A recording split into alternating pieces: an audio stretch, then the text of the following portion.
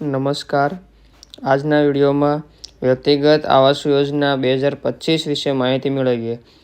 20/9/2025થી form ભરવાનું શરૂ થઈ ગયું છે. 1,70,000 સીધા બેંક ખાતામાં મળશે. જરૂરી ડોક્યુમેન્ટ શું જોઈશે, અરજી ફોર્મ કેવી રીતે ભરવું એ આગળ આપણા વિડીયોમાં જોઈએ.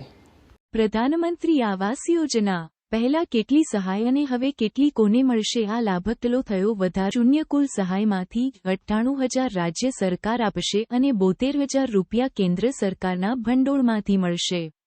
શૂન્ય ગામડાના લોકોને પોતાનું ઘરનું ઘર મળે એ માટે સરકાર એક મોટો નિર્ણય લઈને આવી છે. શૂન્ય આપણા મુખ્યમંત્રી શ્રી ભૂપેન્દ્ર પટેલે પ્રધાનમંત્રી આવાસ યોજના ગ્રામીણના લાભાર્થીઓ માટે ખૂબ જ મહત્વનો નિર્ણય કર્યો છે. હવે આ યોજના હેઠળ ઘર બનાવવા માટે પહેલા જે 1,20,000 રૂપિયા મળતા હતા, એમાં 50,000 રૂપિયાનો વધારો કરવામાં આવ્યો છે. એટલે કે હવે લાભાર્થીઓને કુલ 1,70,000 રૂપિયાની સહાય મળશે. કેમ વધારી સહાય? ને કેટલા લોકોને ફાયદો?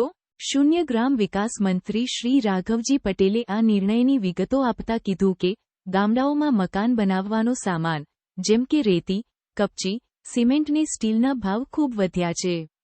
અંતરિયાળ વિસ્તારોમાં માલસામાન પહોંચાડવાનો ખર્ચ પણ વધ્યો છે. આ બધી મુશ્કેલીઓ દૂર કરવા માટે રાજ્ય સરકારે આ મોટો ને પ્રજાલક્ષી નિર્ણય લીધો છે.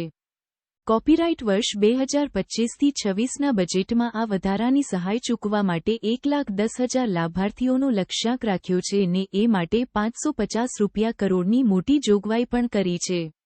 મંત્રીશ્રીએ એમ પણ કીધું કે ચાલુ વર્ષે અત્યાર સુધીમાં 11,606 લાભાર્થીઓને 58 રૂપિયા કરોડથી વધુની સહાય ચૂકવાઈ પણ ગઈ છે. મંત્રીશ્રીએ વધુ માહિતી આપતા કીધું કે હવે લાભાર્થીઓને ઘર બનાવવા માટે 4 હપ્તામાં પૈસા મળશે. પહેલો હપ્તો આવાસ મંજૂર થાય ત્યારે 30,000 રૂપિયા, બીજો હપ્તો પ્લિન્થ લેવલ પાયો બને ત્યારે 80,000 રૂપિયા, ત્રીજો હપ્તો છત ભરાય 3 ફકાસ્ટ લેવલ ત્યારે 50,000, ચોથો હપ્તો આવાસ પૂરું થાય ત્યારે 10,000 રૂપિયા, આમ કુલ 1,70,000 રૂપિયાની સહાય મળશે.